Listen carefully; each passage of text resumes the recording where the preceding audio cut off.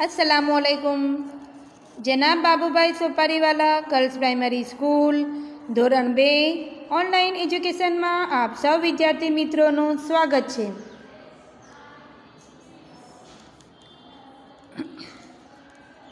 तारीख 26/12/2020 वार शनिवार अने आपणो विषय है गणित।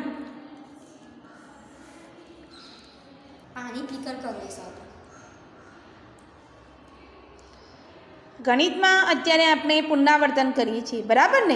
अपनी परीक्षा है 30 तारीख अने 31 तारीख। 30 तारीखे बुधवारे कलोल अने 31 तारीख गुरुवारे गणित। तो तमे तमारे परीक्षानी तैयारी बराबर करवानी, एटले ध्यानथी शांतिथी लेसन करजो। पुनरावर्तन में आज आपणे करीशुं कोयडा उकेलो। आपणे कोयडा उकेलना दाखला केवी रीते करवाना ते आगळ शीखी ज गया छीए। आज आपणे पुनरावर्तन में एक बार फरीथी ते शीखीशुं। चलो ध्यान आपो स्क्रीन पर। नंबर 1, एक टोपली में 25 सफरजन छे, तेना 10-10 ना केटला जूथ बने, केटला सफरजन छूटा रहे। बराबर। आपणे आ रीतना दाखला शीखी गया छे। आपणे एकम दशकनी रीते लखवानुं के 25 में 2 अंक छे, 1 2 अने 5। 5 ए एकमनो अंक छे अने 2 ए दशकनो अंक छे। तो आपणो पहलो सवाल छे के 10-10 ना केटला जूथ बने, तो आपणे संख्या लखवानी दशकनी। दशकनो अंक जे होय ते आपणो जवाब कहेवाय। तो आपणे अहींया लखीशुं पहलो जवाब 10-10 ना 2 जूथ बने। आपणो पहलो सवाल छे ने के 10-10 ना केटला जूथ बने, तो तेनो आपणे जवाब लखीशुं 10-10 ना 2 जूथ बने। चलो हवे आपणो बीजो सवाल छे केटला सफरजन छूटा रहे। तो ए सवाल में आपणे एकमनो अंक लखवानो। तो अहींया एकमनो अंक कयो छे? 5 छे। बराबर। तो आपणे जवाब लखीशुं 5 सफरजन छूटा रहे। तमे जवाब लखो त्यारे तमारे सवालनी वाक्य रचना प्रमाणे जवाब लखवानो। अहींया 10-10 ना जूथ छे, तो अहींया पण 10-10 ना जूथ लखवानुं।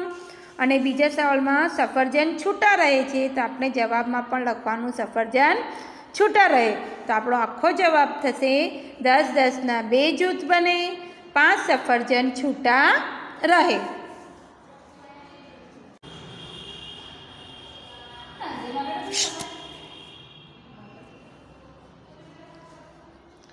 एक माळा में 39 मणका छे, तेमांथी 10-10 नी केटली माळा बने, केटला मणका छूटा रहे। बराबर। अहीं आपणे जोईए तो 2 रकम छे, तगड़ 9-39।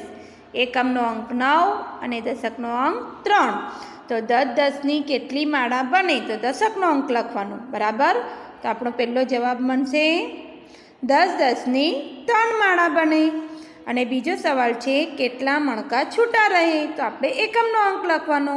एकमनो अंक 9 छे, तो अहींया आपणे लखीशुं 9 मणका छूटा रहे। जे वाक्य रचना सवाल में आपेली होय ए ज वाक्य रचना आपणे जवाब में लखवानी छे। तो 10-10 नी 3 माळा बने अने 9 मणका छूटा रहे। नंबर 3, एक वर्ग में 54 विद्यार्थीओ छे, तेमनी 10-10 नी केटली टुकड़ी बने, केटला विद्यार्थीओ बाकी रहे। हवे वर्ग में विद्यार्थीओ केटला छे? 5-4 54। 5-4 54 में एकमनो अंक कयो छे? 4 अने दशकनो अंक कयो छे? 5। तो 10-10 नी केटली टुकड़ी बनशे? 5। दशकनो अंक में 5 छे ने, तो 10-10 नी केटली टुकड़ी बनशे? 5। तो आपणे पहला सवालनो जवाब लखीशुं 10-10 नी 5 टुकड़ी बने। हवे बीजो सवाल छे केटला विद्यार्थीओ बाकी रहे। तो आपणे एकमनो अंक लेवानो। एकम में कयो अंक छे? 4। तो आपणो जवाब आवशे 4 विद्यार्थीओ बाकी रहे। बराबर ने। 54 विद्यार्थीओ छे, 10-10 नी 5 टुकड़ी बने अने 4 विद्यार्थीओ बाकी रहे।